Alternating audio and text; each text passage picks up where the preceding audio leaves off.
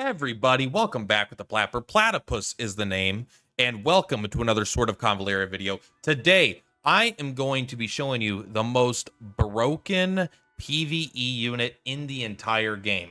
Now, there are several units that could fit into this category, so is this literally the single best one?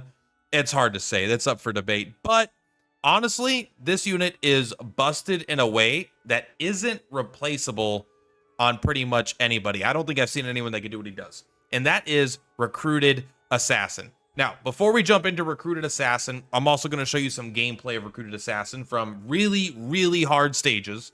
Before we talk about Recruited Assassin, let's give an honorable mention to Outlaw Assassin, another bronze level common assassin character. This character is also good, but I don't want you to mix them up. They are very different, okay? This guy has some good stuff. He's good.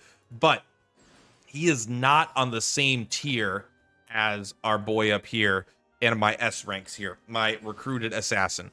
Why is he so good? First, let's look at his trait. Nothing really here, if I'm being honest. The ability to climb, it's something. Jump, I think, is better than climb on average, but whatever, they're all kind of good. So, first, why he's good is this fucking hook shot is legit.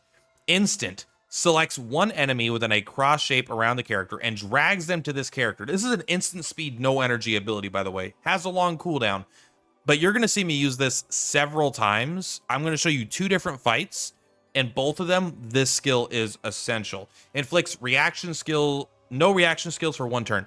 This is so powerful. This means even if he attacks someone, if someone has like a really powerful counterattack, or like they're like, oh, when I get attacked, I get, reaction skills. This shuts them down. This lets you easily just start attacking people without worry about retaliation. So don't forget about this part as well. But let's actually go into his kit here. So the ability at the bottom is the best, and then they stay pretty good as we go up. But let's kind of look at here. So this is what makes him insane and maybe the best PvE unit in the game. 2 energy. Takes 50% less AoE damage and gains 2 dodge. Dodge is so powerful. Dodge 1 direct single target attack from an enemy. Now, dodge is not all encompassing, right? Certain magic attacks, like AoE attacks, indirect attacks will hit you through dodge, okay? It is not all encompassing. It is not invincibility, but there is a large amount of stuff that you get to just dodge. And evasion taking is so important in high level tower because even your tanks just die in one hit. This allows you to eat up multiple enemies' turns while taking no damage on your team and keeping your other characters safe because they're trying to kill him. Level here, we have ambush. This isn't particularly good. However, if he does end up attacking someone that's unharmed, you can lock their passive skills. Combine, you can lock their reaction, you can lock their passives. This is not something you use that much, but it is relevant sometimes. Counterattack is not insane, but because you dodge and you counterattack, if you have decent stats and equipment on this guy, you could get some damage. And currently in the event, it's good because this applies infect, right? So if you have some way to, if he applies infect with attack, that makes this really good. But then up here, super powerful ability. After initiating an active attack, the character can move again. The distance depends on the remaining movement. This is on a couple characters, and it's good on every single character. How's my camera? Let's do it a little bit like that so you can see any costs. Basically, if this guy has 5 movement and he starts his turn next to somebody and he attacks them, boom, boom, he can now move 5 squares. If he moves 3 squares and attacks somebody, boom, boom, he can move 2 more squares. This stacks really, really well with things that increase movement speed. This allows him to get in, hit some shit, and then get out. Or, it just gives you it's maneuver. It gives you a huge amount of maneuverability. But hookshot combined with fancy footwork are so powerful. You can see I've got big stats on this guy. I've got a lot of gear. Honestly, this shit, I don't even think it comes up in either of the fights I'm trying to show you. I think I could literally take all these off and do 0 damage, and it would be effectively the same thing. However, if you are looking for, I don't have all the legendary weapons, so I don't know what they all do, right? I'm sure there's all kinds of cool effects. But so far, the only sword that I've seen that I would be like, oh, I would use this sword for sure, is the I didn't use it specifically because I don't know if people are going to have it, but increases HP by 3%. And then after dealing damage with a single target attack, inflicts move down on the target. So that means when they hit you and they miss and you counterattack, boom, you are going to, I mean, you could attack one target, you know, because you get 2 dodge, and then maybe you dodge a different character. Suddenly you're inflicting move down on a lot of characters. The only issue is this sword is so good, I want it on so many characters, but that is his kit. He is actually busted. Let us go and actually look at 2 replays. I am going to show you Tower 10-3 and Tower 10-5. Yes, I have cleared Tower, and I want it. So let's really quick, so I could feel good about myself. Let's go into Crossing Worlds. Tower resets in 26 hours. You can take a look here, right? Tower is all currently done, so we are done with Tower.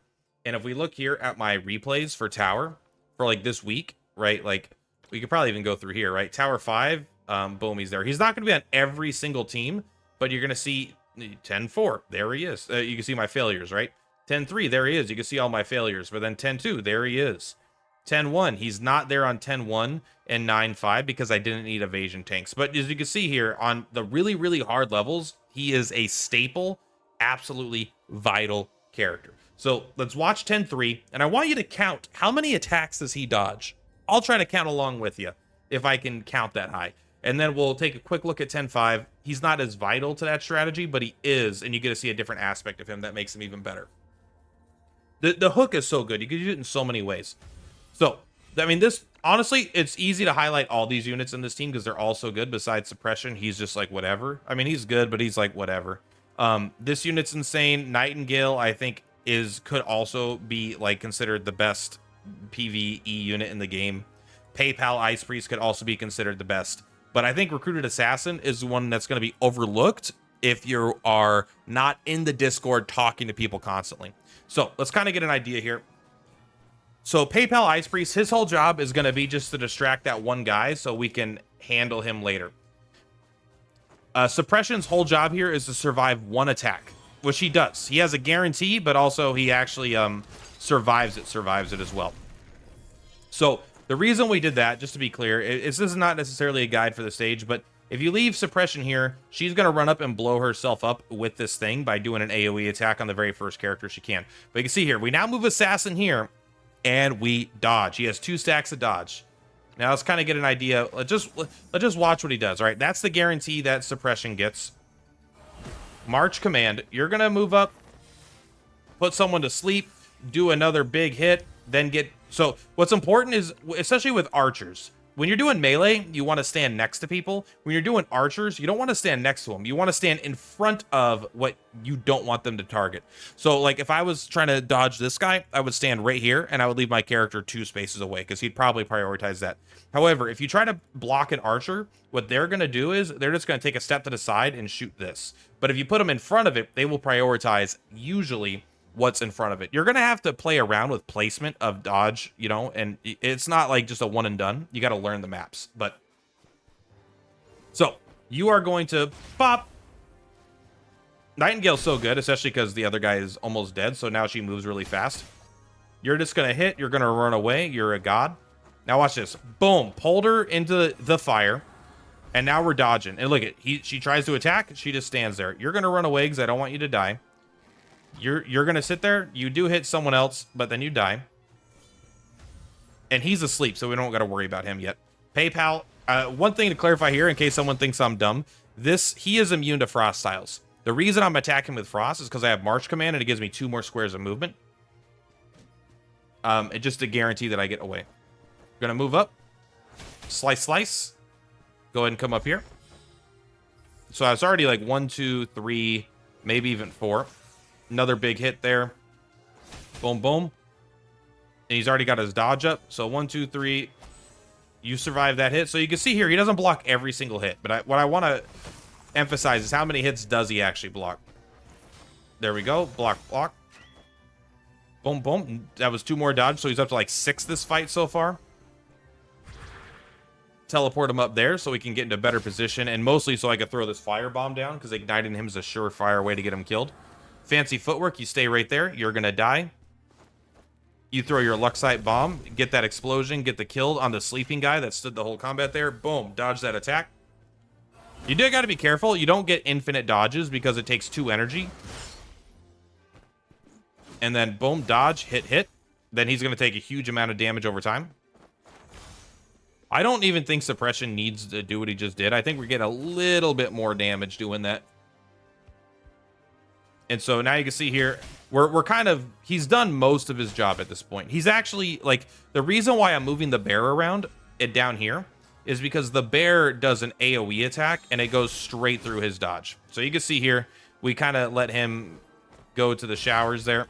We throw the firebomb again. You slice.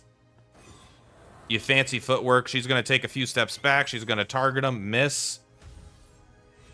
I bet this guy comes up next and targets him. I push. That doesn't really do anything. Yep, there you go. There you go. All right. And then the rest of the fight is honestly just kiting this guy around. His job is done. I think he does get to go up and hit and then run. Go up, hit, and then run. We are in a little bit of a timeline here because of the damage over time. But luckily, damage over time is very, very powerful in this mode. And we got to stay far enough away because he could do this really powerful move here where he gets to come up here and do some big AoE. But now we're going to be fine. Look at that. Pull actually for the win into the fire. Let's go.